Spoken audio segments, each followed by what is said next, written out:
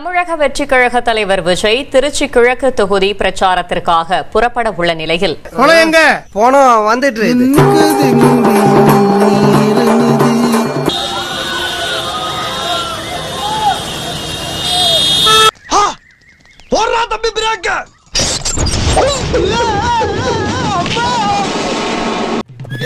பஞ்சாயத்தடா முடிச்சு பாரு, நமக்காக அம்மட்டு போலும் புள்ள குட்டியோட வெயில்ல காத்து கிடக்குறாங்களே.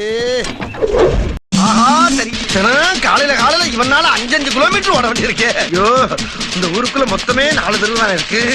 இதே ஒரு மனுஷன் எத்தனை தடவை சுத்தி வரலாம். நல்லாவே இருக்க மாட்டீங்களா? நல்லாவே இருக்க மாட்டீங்களா? நல்லாவே இருக்க. ஏன் உனக்கு இந்த வேலை? இப்பெல்லாம் குனிஞ்சா குண்டு வடிக்கதான் பேசினா போச்சு. அதான் குண்டு இருக்கான்னு செக் பண்ணேன். ஆமா, இவர் அயல் நாட்டு லீடரு, இவரை குண்டு வச்சு கொல்றாங்க. ஏண்டா நாய, உன்னை சாவடிக்கிறதுக்கு சேவிங் பண்ணி போட்ட பாதி பேடு பத்தாது.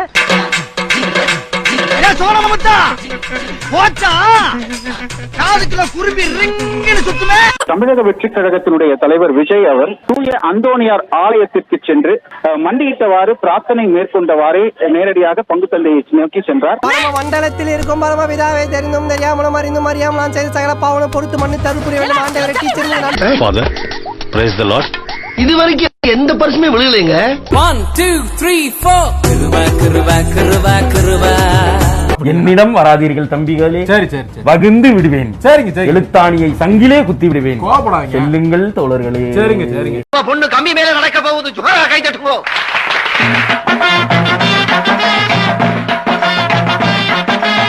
எல்லா எதுக்கு ஒரு தான் வயிற்றுக்கு எங்களை நேசிக்கின்ற நல்ல பெரும தகப்பனே, தகப்பனே, இந்த அருமையான காலை வேளையிலே தேவனை ஸ்துதிக்கின்றோம், ஸ்தோத்திரிக்கின்றோம் ஆண்டவரே, ஸ்தோத்திரிக்கிறோம் ஆண்டவரே. சலமன் பாப்பே கேப்பியா 8வது அதிகாரத்தை ஏசு என்னடா சொல்லிருக்காரு? இவ்வளவு அதிகாரமா கேக்குறானே, தப்பா சொன்னா கொன்றுவானோ?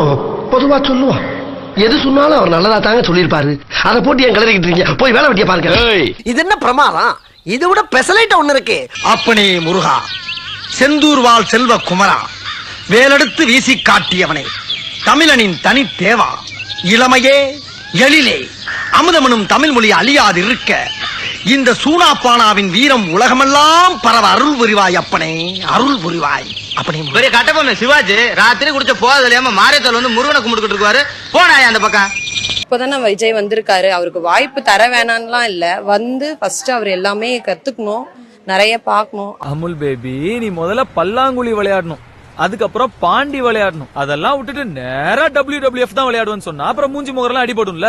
அவரு கூட இருக்கிறவரை அவங்க கூட இருக்கிற பசங்களை பார்த்தாதான் பயமா இருக்குது. பசங்க பாத்துக்கோ, மோசமான பயலுங்க பாத்துக்க.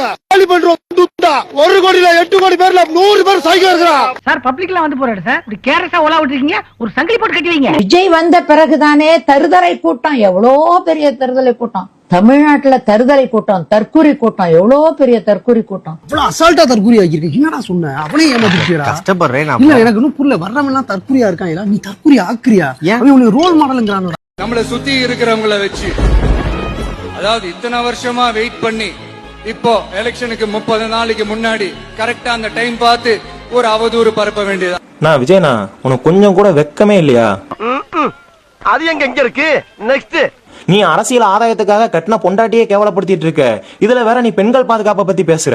உனக்கு அவளும் அவ கொடுத்த நாயும் தான் முக்கியம். சின்ன இதுக்கு நான் கல்யாணம் பண்ணிக்கிட்டேன். சரி, உங்க விஜயை தவிர்த்து அந்த கட்சியில உங்களுக்கு தெரிஞ்ச ஒரு 4 பேர் பேரை சொல்லுங்களேன். விஜய தவிர்த்தா நயன்தாரா, அனுஷ்கா, தமன்னா.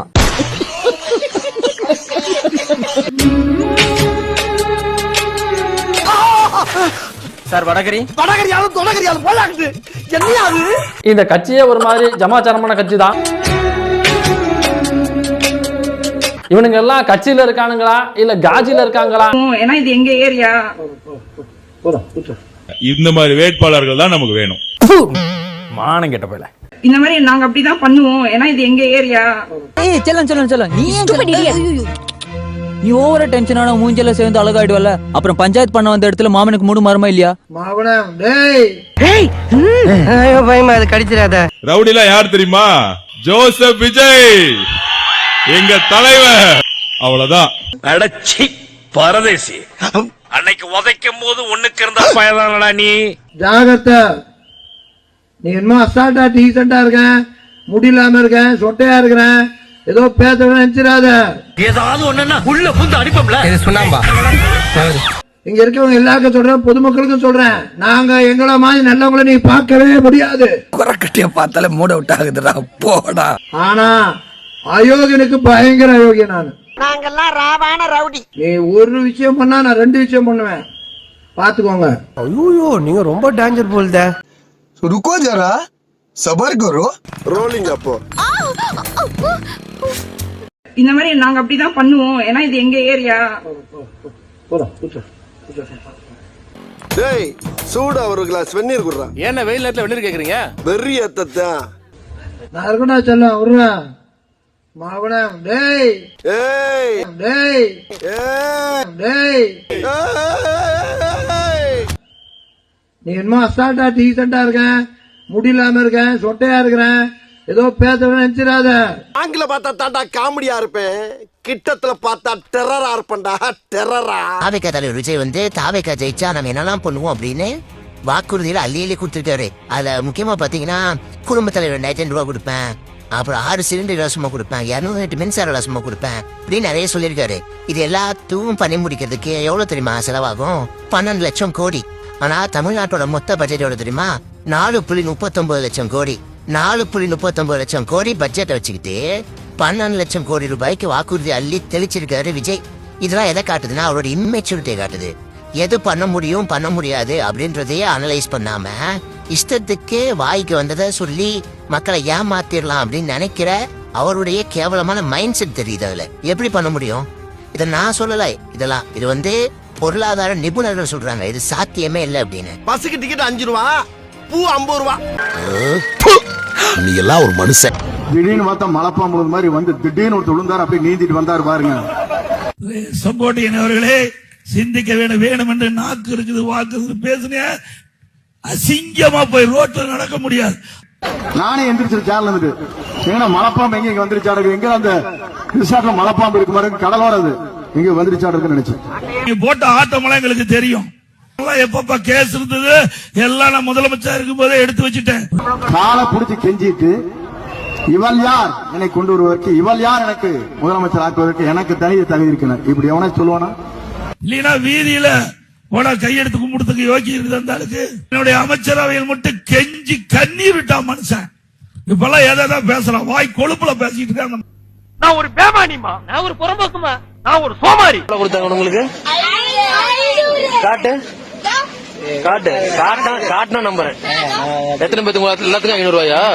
5 பேருக்கு சேர்த்து 500 ரூபாய் கொடுத்தாங்களா? யாரா தம்பி கொடுத்தது? யாரு கொடுத்தாங்க? விஜய் கொடுத்தாரா? ஓட்டுல 10 ரூபாய் தராங்களா? 500 ரூபாய் கொடுத்தா என்ன பண்ணுவீங்க நீங்க? கத்துணுமா? உங்களுக்கு மட்டும் தான் கொடுத்தாங்க, பணம் கொடுத்தா எல்லாத்துக்குமே கொடுத்து எல்லாத்தையும் கத்த சொல்லி இருக்கிறாங்க. உனக்கெல்லாம் வெக்கமே இல்லையாடா? சோறு தானே திங்கிற. எவ்வளவு பெரிய வசதியான வாழ்க்கையா இருந்தாலும் எல்லாத்தையும் உதறி தள்ளிட்டு உங்களுக்காக மட்டுமே வந்திருக்கிறேன். உங்களுக்காக நன்றி கடன் செலுத்துறதுக்காக மட்டுமே வந்திருக்கிறேன். அத்தனை வழிகளையும் தாங்கிக்கிட்டு உங்களுக்காக மட்டுமே வந்திருக்கிறேன். பொய் சொல்லி உங்களை நான் ஏமாத்த மாட்டேன். புலம்பாம வரீங்களா? முதல்ல பூத்துல போய் நின்னு அந்த விசில் சின்னத்துக்கு நேரா இருக்கிற அந்த பட்டனை ஒரு அழுத்துங்க. டேய் எங்கடா போற? நம்ம தளபதிக்கு ஓட்டு போட. உனக்கு ஓட்டு ஐடியா இல்ல, நீ எங்க போயினுக்குற?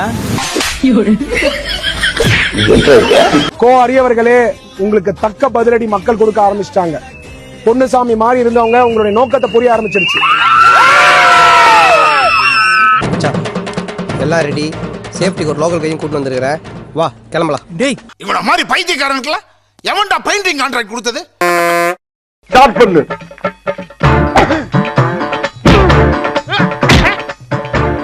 இங்கிட்டு வா.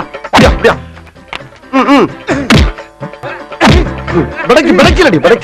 மண்டல மட்டும் அடிச்சிடாத, குலக்கேசல் உள்ள போயிருவேன். சரியா? உங்க வீட்டு பிள்ளையா நினைச்சு எல்லாரும் என்னை மன்னிச்சிருக்க.